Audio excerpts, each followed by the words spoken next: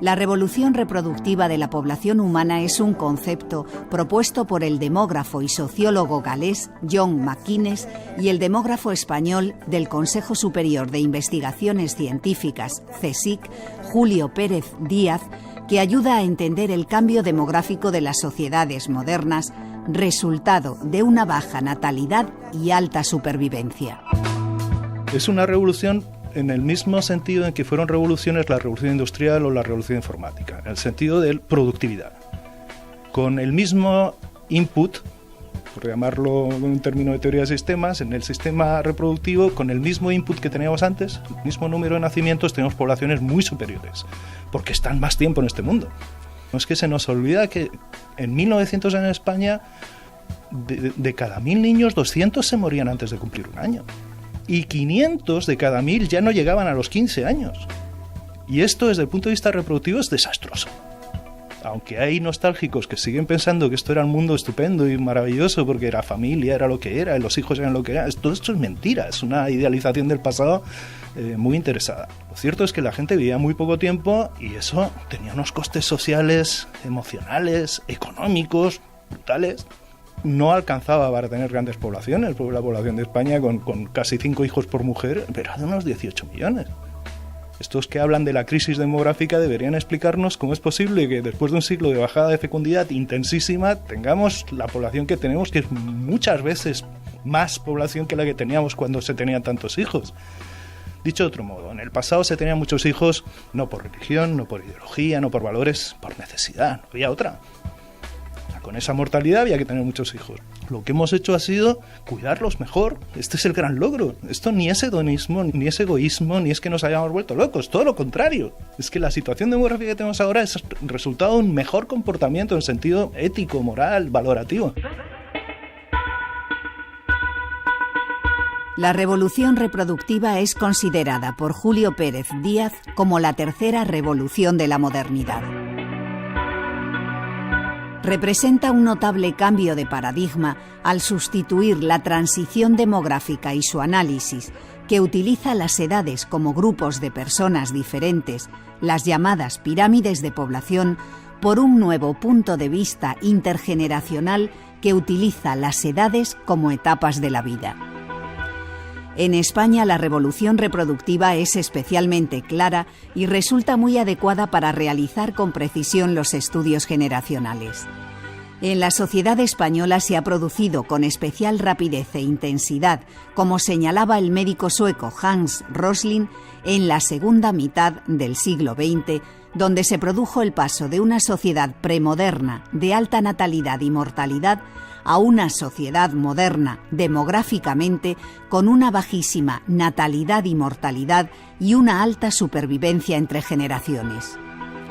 En las últimas décadas del siglo XX y comienzos del siglo XXI coexisten en España generaciones nacidas en una sociedad agraria con la peor mortalidad del continente europeo con otras nacidas en un país moderno que tiene una economía basada en los servicios y una de las mayores esperanzas de vida del mundo.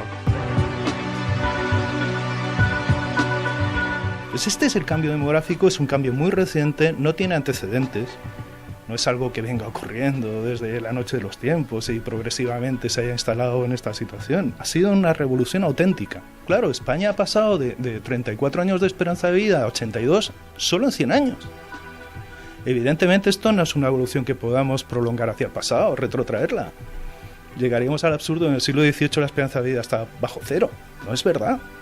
Veníamos teniendo eso, 34, 35 años, era lo tradicional en la humanidad, en cualquier población. Prácticamente no hay poblaciones históricas conocidas que hayan superado los 35 años antes del siglo XX. Ninguna. Y de repente de 34 años pasamos a 82. Esto lo cambia todo. Y esto es lo que están ignorando muy intencionadamente todos los que hablan de crisis demográfica, de suicidio demográfico, de todas estas cosas. Están vendiendo solo una parte de la película y sobre todo no están explicando por qué.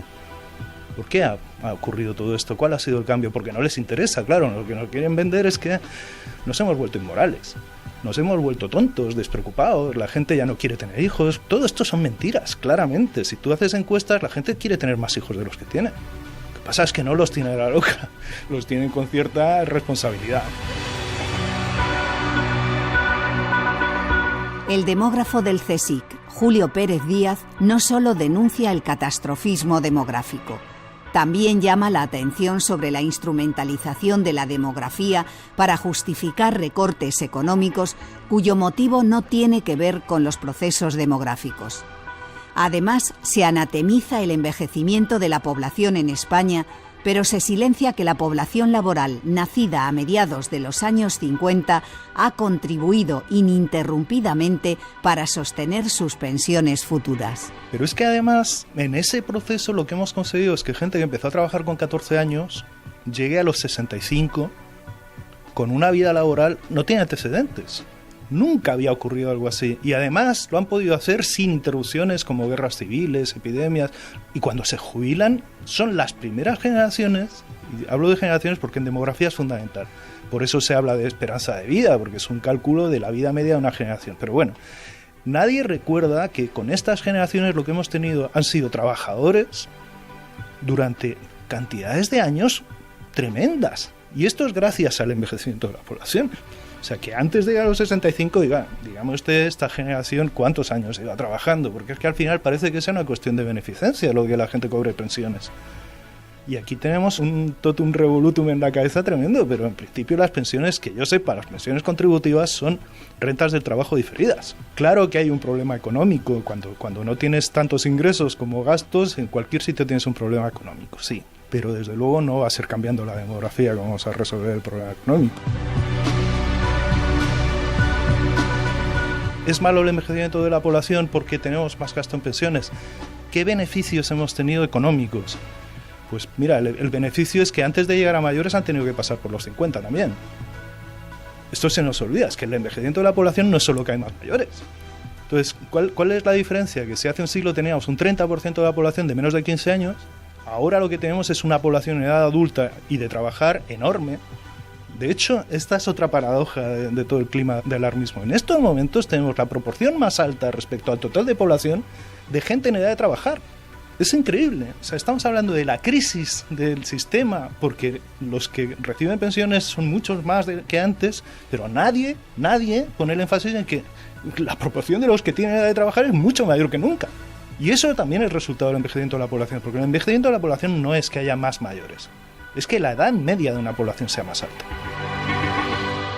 Hola, ¿qué tal? Bienvenidos a Para Todos la 2. Según las estadísticas, en poco más de una década el número de jubilados en España igualará al número de personas en activo. Son muchas las dudas sobre el actual sistema de pensiones. Las perspectivas para los próximos años no son muy alentadoras. Según los expertos, el envejecimiento de la población obligará a cambiar el sistema. ¿Qué pasará entonces? ¿Cómo afrontarán el futuro y el presente? ¿Cómo lo afrontan? Manifestaciones en Chile contra las pensiones privadas. Por eso estamos en esta lucha, porque son pensiones miserables que tuvieron nuestros abuelos, nuestros padres, y que solamente le alcanzaba para cubrir remedios y cosas así, porque son pensiones de hambre, porque las AFP se han hecho millonarios con nosotros, se han hecho ricos. Con el tema de las pensiones, las burradas ya son, descomunales. Julio Pérez Díaz, demógrafo y sociólogo, investigador del Consejo Superior de Investigaciones Científicas, especialista en envejecimiento y cambios sociales. Este, mensaje constante de que el cambio de la pirámide era un desastre para las pensiones tiene un origen, todos lo recordamos, son los años 90 y es el debate que da lugar a los pactos de Toledo. ¿Qué estaba pasando en esos años? Que veníamos de mediados de los 80, la revolución neoliberal, la crisis industrial, y de lo que se trataba era de reducir gasto público y de privatizar. Esa es la ola planetaria de la reforma económica que saca al mundo de la crisis industrial del petróleo.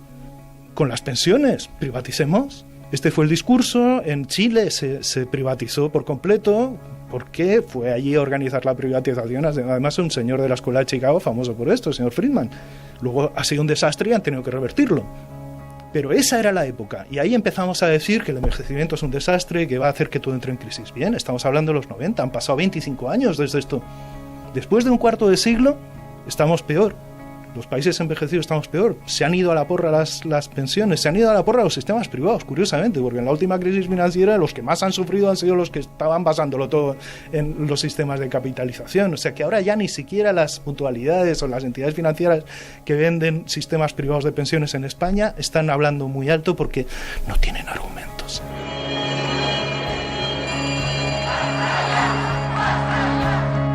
Si tenemos un sistema como el que existe en España, en el que la pensión se paga con las cotizaciones, ese es un sistema que depende brutalmente del empleo. Países como Suecia, que son famosos porque aparte de haber complementado por ley la cotización con lo que sea, también tienen un sistema de reparto como el nuestro, siempre han tenido una preocupación, el Estado ha tenido una preocupación fundamental por el pleno empleo. Y nunca han alcanzado las cotas de paro que tenemos en este país, jamás.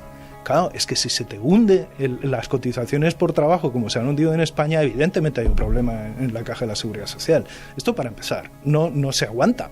Pero es que después hay otra cosa que todos hemos dado por supuesto, que es que un sistema de pensiones de reparto necesariamente se financia exclusivamente por cotizaciones. ¿Dónde está escrito esto? Esto no es verdad. De hecho, hay muchos países de la Unión Europea en que además se financia con impuestos, las cotizaciones y con impuestos. ¿Y dónde está el problema? Suspender para 2011 la revalorización de las pensiones, excluyendo las no contributivas y las pensiones mínimas. Eliminar el régimen transitorio para la jubilación parcial previsto en la Ley 40/2007. Eliminar la prestación por nacimiento de 2.500 euros a partir del 1 de enero de 2011.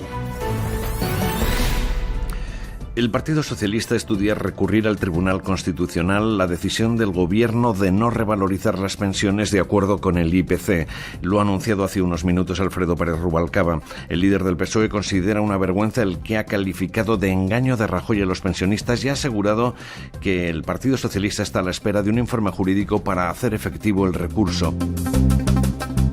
Si existe un sistema de seguridad social como el que tenemos en España, que mueve solo en pensiones contributivas, la partida anual es superior a cualquier otra partida de los presupuestos generales del Estado. Y esto se ve como una carga, pero nadie piensa en que esto lo que es un éxito que resulta de la prolongación de la vida laboral de las personas y la cantidad de gente que ha estado cotizando y cuántos años ha estado cotizando. Solo pensamos en cuántos años van a cobrar pensión.